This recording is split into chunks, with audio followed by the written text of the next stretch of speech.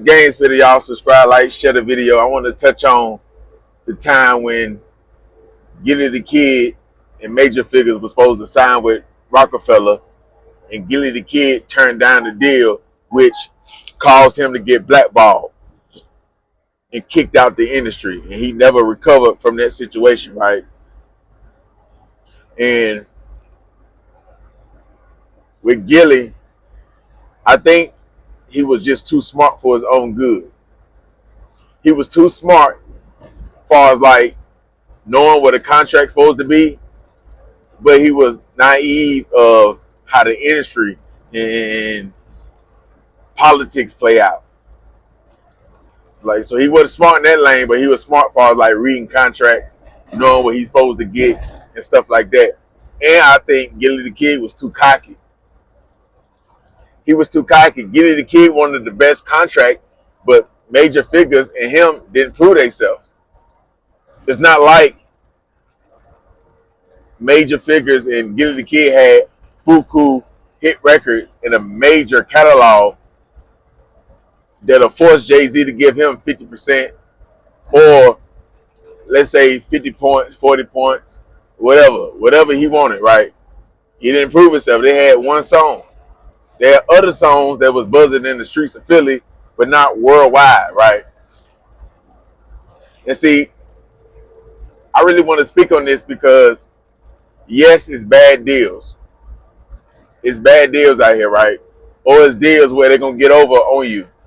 Like where Jay-Z was trying to give Major Figures 12 points. Jay-Z tried to sign you, and you tried to sign you, your group. It wasn't just Hope, it was Dame Dash, it was Rockefeller. You know, I didn't feel as though that the contract was right, so I didn't accept it. Jay and Dame came back with the offer. I didn't like the offer. I thought it was a slave deal.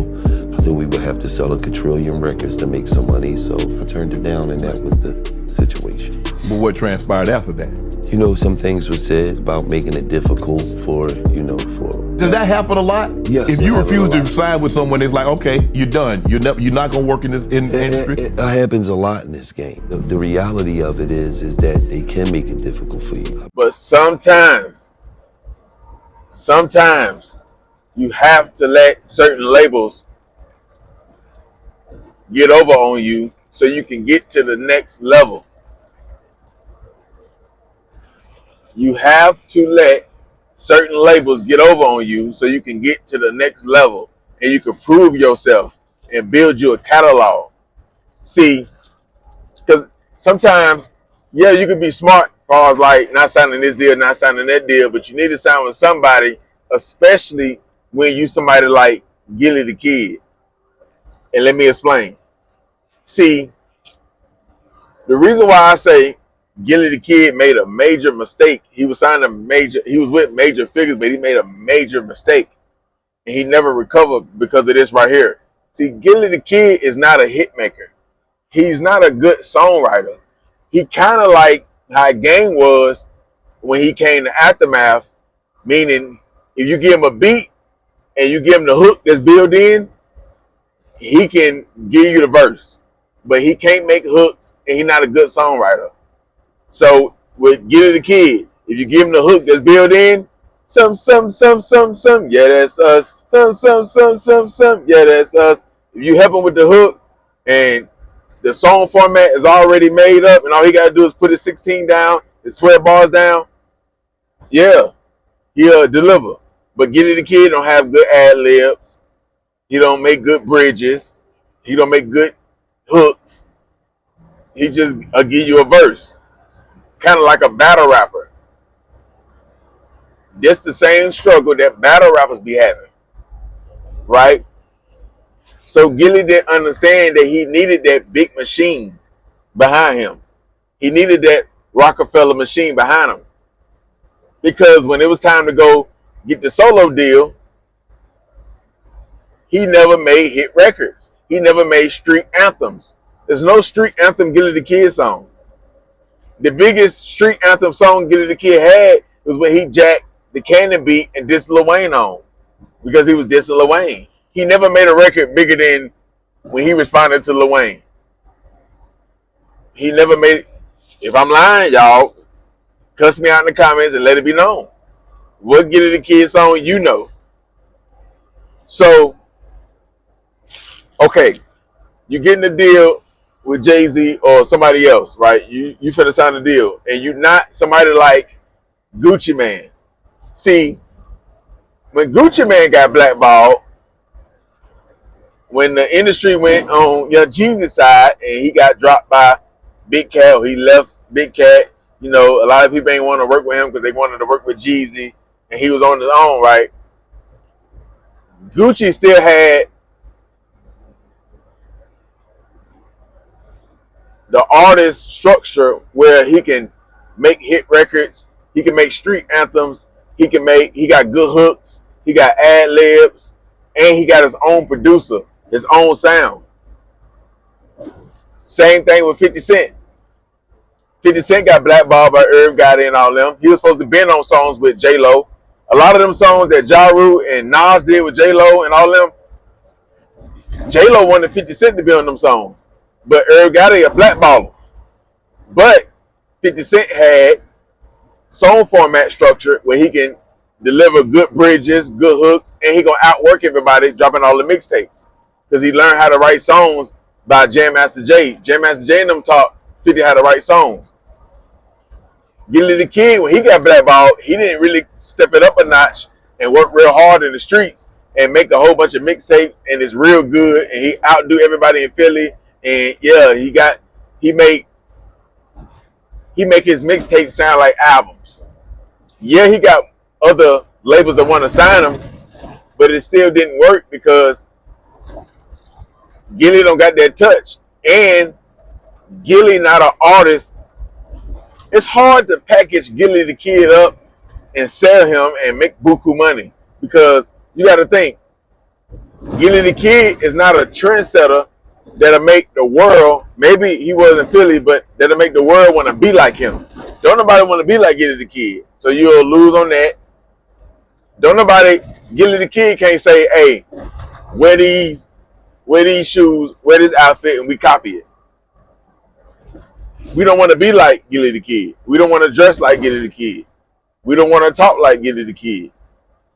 So when you are an artist, a superstar, you got to have all these features. You got like YoungBoy do, like Young Jeezy had, like Gilly the Kid couldn't wear a shirt and everybody want to wear the shirt like everybody wanted to wear the Snowman. We wouldn't want to rep Gilly the Kid brand. You see what I'm saying? So having all these different type of features in an artist help make an artist a superstar. See, Gilly was supposed to sign that deal and get the 12%. I mean, the 12 points. He was supposed to go to Swab House and all that stuff. He was supposed to sign that deal with Rockefeller and had that big machine. You got Kanye West as a producer. You got State Property. You got Cameron and them. You got Jay-Z, Memphis Bleak, Young Guns. You got all these different artists. Dame Dash, Freeway. All this help. This to help Gilly need because, yeah, you had to sell buku records to see another check from the label, but you would have built a catalog, right? You would have had street anthems, club records, all this shit there, right? You would have made more money a show, so you would have got rich off your. He would have been one of them artists that wouldn't make a lot of money from his music, but he would have made a lot of money from his features and shows because Jay-Z and Dame Dash would have made sure Gilly the Kid had the records. He wouldn't have got money off the records, but he would have got a lot of money for features and shows and promo because they would have billed him to that. So all Gilly had to do was get played. He could have renegotiated. He could have said, I don't like the 12 points, but I take the 12 points. We can do like a 2-album deal. Do 2 albums over there with Rockefeller. Build your catalog. Build your image up. Turn your feature price up. Turn your show price up. Like that, right? Make the best songs you can make. Because you got to understand, just because you in a bad deal with them, 2 or 3 albums, that don't mean you can work so hard and make so many good songs that other labels that's major, that got a lot of power in the industry, they'll want to sign you too or buy you out your contract. That way, Jay-Z just can't blackball you like that because other labels will see what you need to win. They'll see, okay, he need a machine behind him. When he got these type of machines behind him, he'll go. And then Gilly would have got better at writing songs because he would have been around a lot of talent. He would have been around a lot of successful talent. Dipset, Freeway, Benny Siegel, Young Guns, Jay-Z, all these guys, everybody else, Memphis Bleak, everybody else who was signed to Rockefeller versus him being with the group he was with. So he would have got better and better and better. He would have became a better songwriter. He would have became a better rapper. He would have made ad-libs. You know what I'm saying? Gilly the Kid don't got nothing that he don't have a certain signature that if he come on the track, we know it's Gilly the Kid. Like how Jeezy got, Gucci got, DMX got. He don't have that. So it wasn't hard for Jay-Z to blackball Gilly the Kid. It wasn't hard. See, he had more opportunity like with Cash Money. He ain't like that deal. Yeah, but you still, when you got the Cash Money, you still ain't proved yourself. How many number ones you had on the Billboard? How many number twos and threes?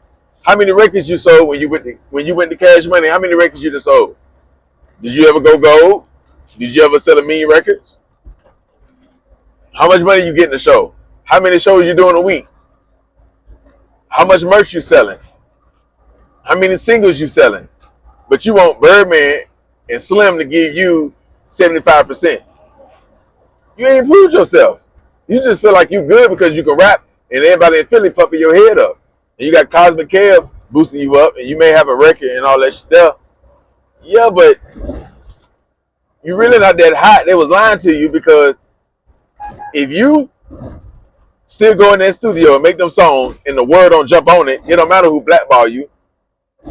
50 Cent was blackball. He still made Wangster and yeah, he got the day he overcame it. Gucci Mane got blackballed. He still made all them Ice Attacks and Trap Happy and all the mixtapes he came out with. And then he got his deal. He kept working. Gilly never really built a team. He never found no producer and the sound just made for him, and he not good working with other artists, meaning you couldn't call Gilly back in the day and you need a hit record and I'm talking about when Gilly in his prime and you call Gilly and he jump on it and the song will take off more than it would have did if you didn't put him on it. He never was that guy. So he always lost. If you that guy, it don't matter if you get blackballed or not because you got the independent, you got the underground scene. You can be the man underground. So if you ain't, Sauce Walker got blackballed. He's still a man underground, independent. He got blackballed in Atlanta. Future ain't rock with him. Thug ain't rock with him. So didn't nobody else rock with him. Still overcame that. Look at him. He didn't have to start no podcast. He ain't had to wait till his cousin get out and start no podcast. So that's what I'm saying. Like, as an artist, when you sign a deal, you gotta know your strength. Okay, Money Man could have got blackballed, but the type of artist Money Man is, he would have overcame that on the independent level market. If you're not a strong artist and you really need a label to hold your hand, you may not think you do because you can win certain battles and you can rap better than him as far as like freestyling, but you can't make better songs than him. See, that's that battle rapper mentality, and you can get that easily when you living in Philly, when you living up north. But Gilly was never a strong artist. So it's not hard to blackball him because who wouldn't, okay, if Jay-Z called and be like, if you bring him on again, you'll never get no interview or no nothing from us. It's easy when he not selling no records and he ain't got no hit records, but let Jay-Z did 50 Cent like that after 50 dropped, Give It Shit I Try. I guarantee you no label would have been like, or no radio station or nothing would have been like, all right, we're going to listen to you. Let him did DMX like that in DMX Prime. It wouldn't have worked because he's selling 5 million records twice in 1 year. He got all these hit records. Matter of fact, they outselling your stuff. So he got Eminem and Dre. When you got other elite people behind you, it don't matter what Jay-Z say. If you really that guy like 50 Cent was, dropping all the mixtapes, what made Eminem find him, Eminem found him off the mixtapes, they'll still sign you. They'll go against Jay-Z. We on the West Coast. We can fuck what Jay-Z talking about. Suge Knight try to blackball Snoop Dogg. No Limit. Master P ain't give a fuck what Suge Knight and them talking about. You can't scare us. We the murder capital. So you can't scare us. All that what you doing, extorting, but you ain't catching a lot of bodies though. So why would we fear you when I got a nigga right here beside me, he up 10 hats. So I'm not hearing a lot of bodies to be scared of Suge Knight. Yeah, I'm hearing a couple of them, but it's not enough. We got soldier signs on our face down here. We busting that niggas just for a sport. So just because you big and stocky, you wouldn't last that long in New Orleans. You would have been got deleted. You would have been got crushed. There's no way Suge Knight would have had the power he had in 94, 95 running around New Orleans. He wouldn't have made it. He would have been got deleted. So yeah, we'll still sign Snoop. Ain't nothing you could do, say, or yeah, we want you to take it to the gun. We want you to take it to the street level. And yeah, they'll still sign you. They'll go against the grain. Yeah. That's why Birdman was willing to sign Gilly the Kid. He'll go against Jay-Z. Don't need Jay-Z. We don't do business with Jay-Z. Birdman and them didn't even give about Jay-Z jumping on the high record when he did it for Juvenile. He didn't give about none of that. We don't matter if they blackballers. We're going to work hard on the independent level. We're going to drop all this good music. We got an in-house producer, the South loving our sound, and we're going to make club bangers. We're going to make radio cuts, and we're going to make it. Gilly the Kid was never like that. So if you know you're not that strong of an artist, you got to know your strengths and your weaknesses. If you know you're not good at making hit records, you're not good at ad-libs, making hooks, you may want to sign to this label that's trying to give you 12% or 12 points, 10 points, and they got all this talent over here. Build your catalog over there. You ain't got to sign a 5-album, 7-album deal. Just sign them for 2 or 3 albums. 2 would be good. More than 3, like 2. But if you got 2, 3, yeah. Just work hard, learn the game, get better as an artist, watch other artists. Yeah, signing a bad deal, maybe put it like you going to college and they give you a loan. And it's a bad loan, but you're going to learn a lot of information and you're going to build relationships. So when you get from there, you done went through all these different doors by you signing to Rockefeller. Now you know this producer and you wouldn't have met him. Now you build a relationship with this artist, that engineer, that record label person. You going to these parties, you doing this, you doing that. You get more movie roles. Yeah, you been in a relationship with magazines. You been in a relationship with different radio stations. All because of Jay-Z, all because you do what you got to do and you overwork yourself while you with the elite record labels. That's what you do. Gilly ain't had nobody in his ear to give him that type of knowledge and tell him like, bro, before you say no all the way, be like, well, we'll do an album deal. We'll do a 2-album deal. So every time Gilly the Kid said no to different labels, he still lost at the end. He had to stop rapping and do the podcast thing. And he really only got to push for that because Wallow came out. It took Wallow to come out and say, man, we need to do the podcast thing. Because Gilly been going live on his IG every morning. If you was following Gilly back then before he did the $1 Million River Game, before Wallow and them came home, he was going live every morning. Every morning.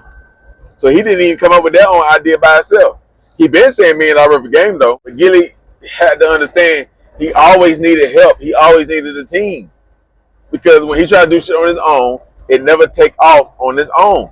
Even with the movies. He did a lot of movies, but he never made it to the big screen for like big movie companies. Hollywood wanted him. He did all these other movies, but they stopped calling him. You see what I'm saying? He need a team. Gilly is a way better person as far as like being big, where everybody know who he is and everybody like him when he got a team. When he got a team. By himself, Gilly not meant to be independent by himself. He need Wallow. He need major figures. When he go by himself, it don't work. That's the truth. What you mean? So yeah, but he be smart in a lot of different things, but he still need that push, and that's all right. because there's a lot of people that if you give them the help, they still lose. At least when he get the help, he take off. So at the end, it paid off. As far as like him doing the podcast thing, he on the level that he is now, so it paid off. But he still didn't never be that rapper, that artist that he wanted to be.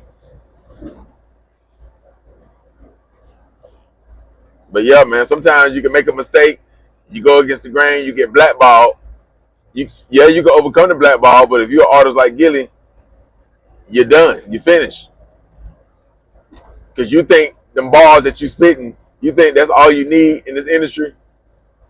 You letting all these other people pump your head up. The fans didn't feel the same way as Cosmic Kev did. The fans didn't feel the same way as the Philly niggas did. It was telling you, you the one, you gonna make it.